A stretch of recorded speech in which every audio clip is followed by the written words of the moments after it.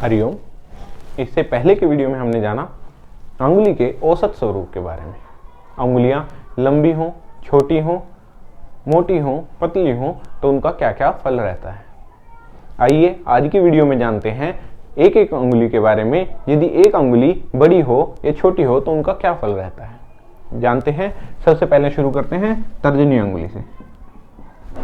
तर्जनी अंगुली, तर्जनी अंगुली यदि सामान्य हो तो, यदि तर्जनी अंगुली सामान्य हो तो ऐसा व्यक्ति नियमों को मानने वाला होता है। ऐसा व्यक्ति नियमों को मानने वाला होता है। धर्म, ऐसा व्यक्ति धर्म को बहुत मानता है। धार्मिक ज्ञान, ऐसे व्यक्तियों को धार्मिक ज्ञान, धार्मिक पुस्तकों से जुड़ा हुआ ज्ञान अधिक होता है। आस्था, ऐसे व्यक्ति धर्म में आस्था रखते हैं, पूजा पाठ में आस्था रखते हैं, भगवानों में आस्था रखते हैं। सहज बोध, जिन व्यक्तियों की तर्जनी अंगुली सामान्य होती है ऐसे व्यक्तियों को सहज बोध होता है। सहज बोध मीनिंग उनको इंट्यूशन पावर अधिक होती है। ऐसे व्यक्ति की इंट्यूशन पावर अधिक होती है। वह समय पर अच्छे से सोचकर किसी भी व्यक्ति के बारे में बता सकते हैं। ऐसा इंट्यूशन पावर होना ऐसे व्यक्तियों में जिनकी तर्जनी अंगुली लंबी होती है, उनमें ऐसी प्रकार की इंट्यूशन पावर पाई जाती है। अत्यधिक लंबी, यदि किसी व्यक्ति की तर्जनी अंगुली बहुत लंबी हो जाए तो ऐसे व्यक्ति घमंडी हो जाते हैं। शासन की प्रवृत्ति इनमें आ जाती है। घमंडी होने के साथ साथ ऐसे व्यक्तियों में शासन की प्रवृत्ति भी आ जाती है। प्रभुत्व का नशा, शासन के साथ साथ इनमें प्रभुत्व का नशा भी हो जाता है कि हम ही सर्वस्व हैं, मैं ही सब कुछ कर सकता हूं, मेरे कहा ही करना है, किसी की मानने वाले नहीं होते। यदि यह अंगुली अत्यधिक बहुत ज्यादा लंबी हो जाए तो ऐसे व्यक्ति तानाशाह भी पाए गए हैं। वह किसी की नहीं सुनते, केवल अपनी ही अपनी मानते हैं। नेपोलियन की अंगुली भी कुछ इसी प्रकार की थी। अत्यधिक छोटी, यदि किसी व्यक्ति की तर्जनी अंगुली छोटी हो जाए तो ऐसे व्यक्ति का आत्मगौरव कम होता है। ऐसे व्यक्ति को आत्मगौरव कम होता है। सहज ज्ञान, ऐसे व्यक्ति का सहज ज्ञान भी कम होता है। जिम्मेदारियों से भागना, जिन व्यक्तियों की तर्जनी अंगुली छोटी होती है वह व्यक्ति अपनी जिम्मेदारियों से भागते हैं। यदि इनको कोई जिम्मेदारी दे दी जाए तो ऐसे व्यक्ति ऐसी जिम्मेदारियों से भागने लगते हैं, उसे छुटकारा पाना चाहते हैं। वे किसी की भी जिम्मेदारी अपने ऊपर नहीं लेना चाहते। ऐसे ही साथ साथ इन व्यक्तियों में इंट्यूशन पावर की भी कमी होती है। यदि मूड़ी तुड़ी, तर्जनी अंगुली मूड़ी तुड़ी यानी कि टेढ़ी मेढ़ी हो तो ऐसे व्यक्ति आस्था अनास्था, ऐसे व्यक्ति आस्था और अनास्था के बीच झूलते रहते हैं। कभी कभी उनको लगता है कि हाँ हमारे धर्म की आस्था ही सब कुछ है, कभी कभी उनको लगता है कि नहीं ये सब कुछ फर्जी है, ये सब कुछ नहीं करना चाहिए। ऐसे व्यक्ति का झोल बना रहता है। कभी वे आस्तिक हो जाते हैं, कभी अनास्तिक हो जाते हैं। प्रतिष्ठा की कमी, जिन व्यक्तियों की तर्जनी अंगुली तुड़ी मुड़ी यानी कि टेढ़ी मेढ़ी हो ऐसे व्यक्तियों की प्रतिष्ठा भी कुछ कम पाई जाती है। लोग ऐसे व्यक्तियों का सम्मान कम करते हैं। अब बात करते हैं हम मध्यमा अंगुली पे। मध्यमा अंगुली पे जो हमारे हाथ की सबसे बड़ी अंगुली है, शनि की अंगुली, इसको माना गया है। यदि ऐसी अंगुली मध्यमा अंगुली सामान्य हो तो, यदि मध्यमा अंगुली सामान्य हो तो ऐसे व्यक्ति विवेकी होते हैं। इनमें धैर्य होता है। साथ ही यह अंगुली धन की दृष्टि से अच्छी होती है क्योंकि यह शनि की है। भाग्य अंगुली, भाग्य रेखा भी इसी पर्व शनि पर्व पर आकर मिलती है, इसीलिए इसे धन की दृष्टि से भी अच्छा माना गया है। अत्यधिक लंबी, यदि यह मध्यमा अंगुली अधिक लंबी हो जाए, अधिक लंबी समझने के लिए अपनी हथेली से मध्यमा अंगुली को देंगे तो ये लगभग बराबर होनी चाहिए। अंगुली जरा सी थोड़ी सी छोटी हो सकती है। यदि यह लंबी हो जाए तो व्यक्ति की विकृत बुद्धि होती है। ऐसे व्यक्ति की विकृत बुद्धि होती है, वह हमेशा उल्टा ही सोचता है। विवेकहीन, ऐसे व्यक्ति विवेकहीन हो जाते हैं, उनकी बुद्धि विवेक खो बैठती है, तो यह शुभ नहीं होते।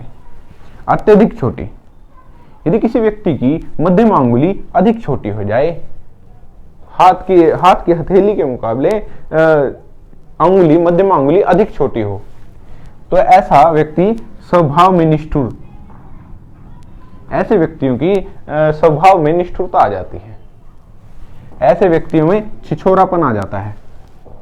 छिछोरापन यानी कि वह समाज में रहने के जो नियम होते हैं, हर समाज में रहने के कुछ ना कुछ नियम होते हैं, उन नियमों को परे रख देता है, उन नियमों को तोड़ने की उसको आदत सी पड़ जाती है। इसी प्रकार का कुछ छिछोरापन ऐसे व्यक्तियों में देखा जाता है जिनकी मध्यमा अंगुली कुछ छोटी हो। तो यदि यह अंगुली मुड़ी तुड़ी हो, तो यदि मध्यमा अंगुली मुड़ी तुड़ी हो, तो ऐसा व्यक्ति सनकी से दिमाग का हो जाता है। ऐसा व्यक्ति हत्यारा भी हो सकता है या फिर रोगी हो सकता है। ऐसा नहीं है कि किसी भी व्यक्ति की उंगली यदि मध्यमा अंगुली तुड़ी मुड़ी है तो वह हत्यारा ही होगा। उसमें हाथ के और भी लक्षण हमें देखने होंगे, उनको हम धीरे धीरे आने वाली वीडियो में बताएंगे। तो ये हमने बात की मध्यमा अंगुली के बारे में। अब हम बात करते हैं अनामिका अंगुली। अनामिका अंगुली सूर्य ग्रह की अंगुली है और यह बहुत पवित्र अंगुली मानी गई है। यदि किसी व्यक्ति की अनामिका अंगुली सामान्य हो, तो यदि किसी व्यक्ति की अनामिका अंगुली सामान्य हो, तो ऐसा व्यक्ति कला बोध रखता है। ऐसे व्यक्तियों में कला पाई जाती है। ऐसा व्यक्ति पेंटिंग्स और किसी भी प्रकार की डिजाइनिंग या ऐसी कुछ कलाकृतियां करता है। ऐसे व्यक्तियों की कला समझ बहुत अच्छी होती है और सौंदर्य प्रेमी भी होता है। ऐसे व्यक्तियों को सुंदर चीजें बहुत पसंद होती हैं। यह हर वस्तु जो भी खरीदना चाहेगा वह उसकी सुंदरता के हिसाब से ही उसको खरीदेगा। ऐसे व्यक्तियों की सुंदरता प्रेमी हो जाते हैं। यदि यही उंगली अनामिका उंगली अत्यधिक लंबी हो जाए, यदि किसी व्यक्ति की अत्यधिक उंगली लंबी हो जाए, तो ऐसे व्यक्ति के जीवन लॉटरी या जुए की तरह जीने लगता है।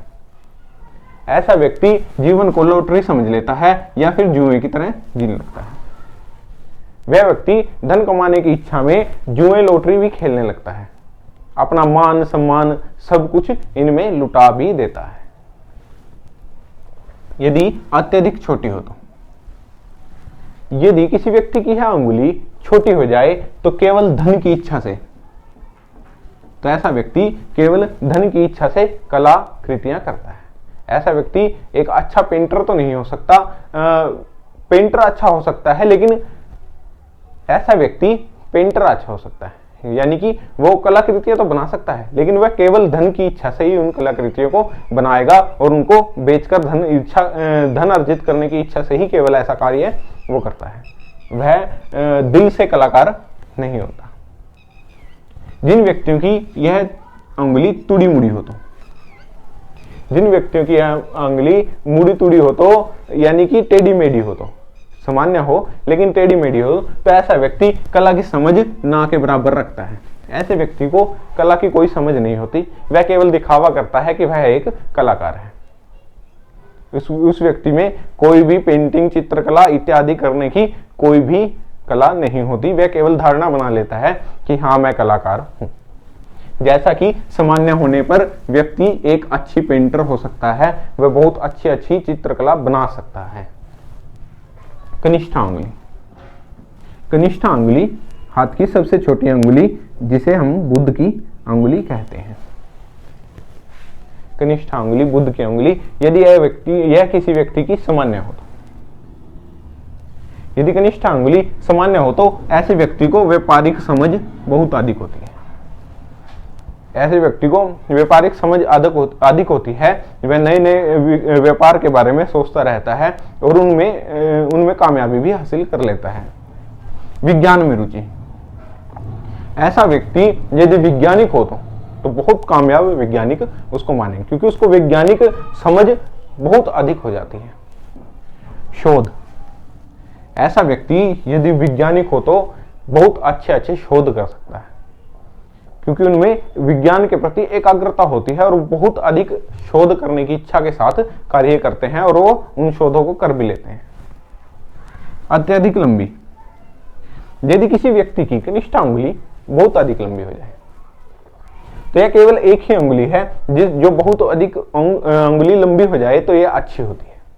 बाकी सब अंगुलियों में हमने देखा कि लंबी होने पर कुछ न कुछ फलों में अप और डाउन हो जाता है या ऊंच नीच थोड़ी सी हो जाती है, लेकिन यह अंगुली अगर लंबी हो तो ऐसा व्यक्ति शोध की क्षमता, ऐसे व्यक्ति में शोध की क्षमता बहुत अधिक होती है।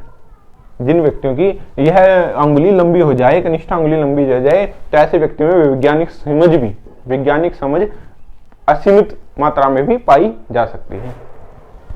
व्यापारिक समझ, ऐसे व्यक्तियों में व्यापारिक समझ भी बहुत अधिक होती है। वह नए नए व्यापार के तरीके, नए नए रूल बनाता रहता है और उन रूलों के हिसाब से चलकर अपने व्यापार को कामयाब कर भी लेता है।